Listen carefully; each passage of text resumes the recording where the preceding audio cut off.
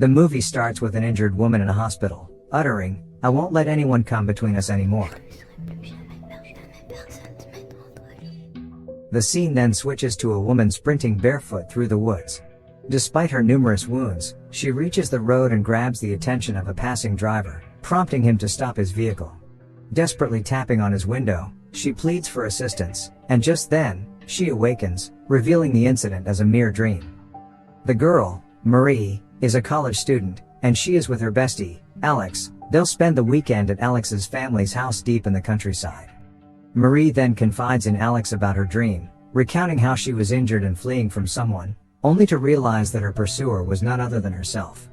As the friends enjoy the music-filled ride, we catch glimpses of Alex's mother and her younger brother, Tom, eagerly awaiting their arrival. During these joyful moments, we can see someone not too far from the house having a good time. But then, a crazy thing happens as the man coldly discards a girl's severed head from his truck, exposing a dark and sinister reality lurking in the area. As the sun sets, Alex suggests taking a shortcut on their way home. Strange occurrences begin when she insists on stopping the car after spotting someone in the fields. She steps out to investigate but doesn't return, leaving Marie increasingly concerned. Worried about her friend's safety, Marie enters the fields, and then not long after, she hears the car engine starting. To her relief, it turns out that Alex is alright, and was just playing a prank on her for fun. Shortly after, the friends arrive at Alex's house, where Marie is introduced to her family and shown around. Following a satisfying dinner, Alex excuses herself to freshen up in the bathroom, while Marie steps outside for a smoke. As she's sitting on a swing outside, we can see that she's a pervert. She sits there watching as Alex takes a shower, which makes us think that Marie might have more feelings for Alex than just as a friend. As the night deepens and everyone sleeps, we spot what appears to be the truck we saw earlier driving toward the property. After the man stops in front of the house, the doorbell rings, startling Marie and making her cautiously look out the window.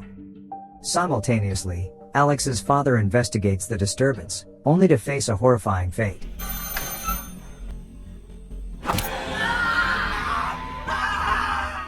He is attacked by an armed man, the very same man spotted throwing a woman's head from his truck earlier. While Marie is still in shock from what she has just witnessed, we see the killer breaking into the house and further torturing Alex's father. First, he drags him to the stairs, and sticks his head between the spindles. The killer then strikes a table into the father's head, causing it to separate from his body. While Alex remains asleep, the disturbance awakens her mother and brother. Sensing danger, her mother instructs Tom to return to his room while she cautiously heads downstairs to investigate. Here she discovers her husband's lifeless body on the stairs, just as the killer emerges, wielding a razor. Meanwhile, Marie can hear the woman's painful screams, yet she is paralyzed by fear and unable to offer assistance. Time is running out as the killer begins ascending the stairs, so Marie quickly restores the guest room to its original appearance, leaving no evidence of her presence. By removing any traces, she ensures that the killer won't suspect anyone beyond the family. The killer then enters the room, meticulously scanning every inch, but Marie's efforts ultimately prove successful.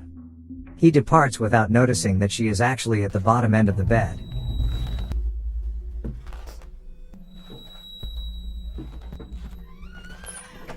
Once he departs, Marie breathes a sigh of relief, unaware that her best friend is next in line to face his brutality. As the razor is pressed against her throat, Alex abruptly awakens to the chilling sight of the man telling her to keep quiet. Meanwhile, Marie decides to venture downstairs in search of working phones. While searching in the parents' room, she is interrupted by approaching footsteps, compelling her to hide in the cupboards. Suddenly, Alex's mother crawls into the room, and finds a phone to make a call. But before she can take any action, the killer enters and mercilessly slits her throat, resulting in her agonizing demise. Marie is so shaken up by the horrific events she witnesses that she is rendered speechless. After the killer departs, Marie emerges from the cupboard to sit beside Alex's mother, and the woman utters a single word in her final moments. "Why?" With those haunting words, she passes away. Marie attempts to call the police, but the phone is non-functional. With no other options available, Marie decides to seek Alex's help finding a working phone. As she enters the room, she discovers Alex chained to the bed with her mouth gagged. Marie is giving it her all to free Alex, but she is unable to unlock the chains. Suddenly, the piercing screams of Alex's younger brother Tom capture their attention. Peering out the window, they witness Tom running into the fields with the killer following him with a gun. Tragically, the next sound they hear is the crackling of a fire, indicating the killer's brutal act against Tom. With her family now gone, Alex is overcome with tears, but Marie remains a steadfast friend. She now has to locate the family's phones, but Alex is too shocked to provide any information, so she quickly makes her way to the kitchen, where she is confronted with the grim reality that the killer has already severed all the wires. But just as Marie is about to return to the room, she is horrified to discover that the killer has already abducted Alex. After placing her in his rusty truck, the man hurries back into the house to retrieve Alex's picture from the family portrait. As he busies himself inside, Marie quietly joins Alex in the truck. However, their escape plan is interrupted when the killer unexpectedly arrives outside. Marie remains vigilant, clutching a knife, prepared to defend against the man. Yet, the situation takes an unexpected turn when the killer unknowingly shuts and locks the truck door, unaware of Marie's presence. As the man drives the vehicle, Marie relentlessly attempts to free herself and her friend from captivity. Meanwhile, the killer adds Alex's photo to the rearview mirror alongside the pictures of his other victims, revealing that he has done this crime many times before. Back to Marie, she finally succeeds in unlocking the door. Soon, the vehicle stops at a gas station. While the killer is occupied refueling, Marie discreetly hands Alex a knife for protection, then slips out of the car to seek help from the gas station attendant. She manages to enter the shop, and quickly instructs the cashier, Jimmy, to call the police. However, as the killer approaches the shop, Marie is forced to find a hiding spot. Although uneasy with the man's presence, Jimmy maintains his composure to avoid arousing suspicion. Suddenly, he notices blood on the killer's hand, prompting him to reach for his gun. But before he can react, the man requests a drink. And as Jimmy goes to fetch the bottle,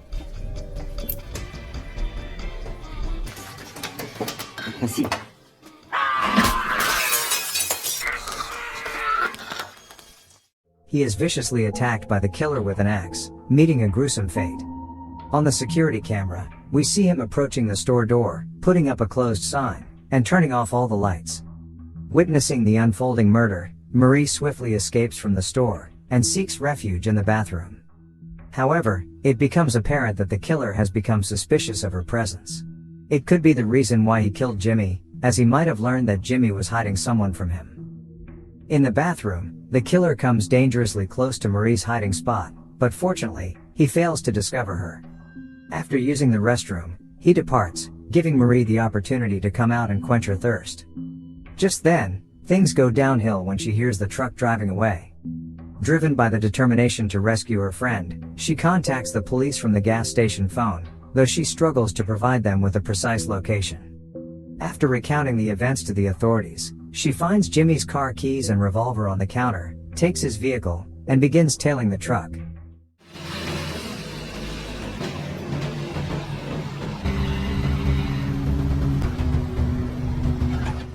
As they enter the woods, Marie loses track of the vehicle, only to realize that the killer is now behind her. She attempts to use the revolver but is upset to find that the killer has already emptied its cylinder. Left with no choice, she accelerates the car, with the killer relentlessly pursuing her. Due to the darkness and the car's speed, Marie ends up getting into a crash. Luckily, she pulls through even though she's got a bunch of injuries. In a desperate attempt to hide from the killer, she swiftly departs from the scene, and seeks shelter in a nearby greenhouse. While tending to her wounds, she spots the killer approaching, his footsteps getting closer.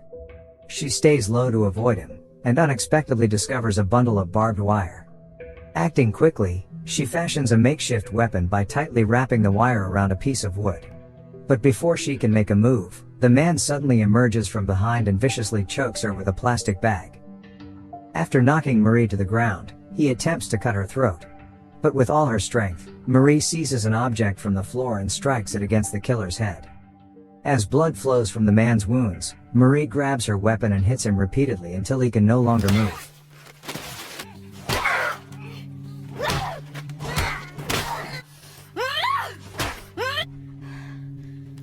To confirm his demise, she approaches him, only to be shocked to find him still alive. He tries to strangle Marie, but she fights back using a plastic sheet, ultimately choking him to his death. Meanwhile, as the police reach the gas station, they discover Jimmy's lifeless body. The captain then stumbles upon some sick CCTV footage catching the crime that's gonna blow his mind. The footage reveals that Marie, rather than some eerie old man, was the one responsible for Jimmy's death. On the other hand, Marie retrieves the keys from the killer and frees Alex, who greets her with fear and anger. Holding the knife Marie had given her earlier, Alex warns her to stay away.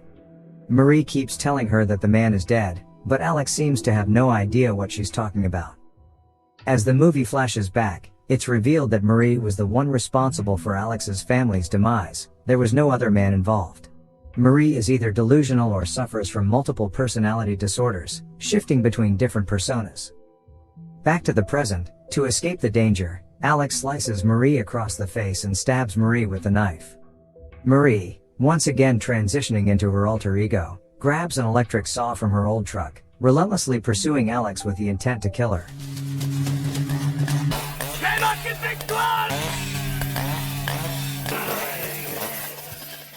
Fortunately, Alex manages to seek assistance from a passerby, a man whom Marie had dreamt of seeking help from in the opening scene of the movie.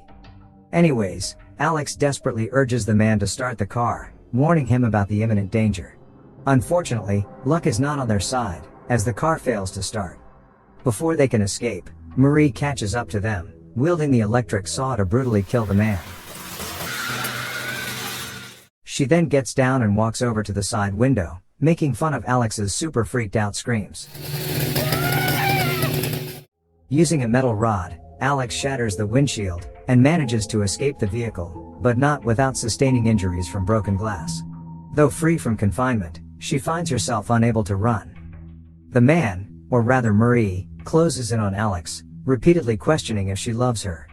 Alex reluctantly confesses her love as she doesn't want to be split in two. This confession momentarily calms down Marie, and it is revealed that Marie loves Alex so much that she has to eliminate anyone who could come between them. All of a sudden, Alex retaliates and impales Marie's chest with the rod. Despite being stabbed, Marie proclaims she'll never let anyone come between them. The movie concludes by returning to its opening scene, where Marie repeats the phrase from the beginning of the movie, "I won't let anyone come between us." We see her being restrained to her bed in the mental hospital. Peering through the one-way mirror, Alex gazes at Marie, but then, Marie looks directly at the mirror as if she knows Alex is watching her.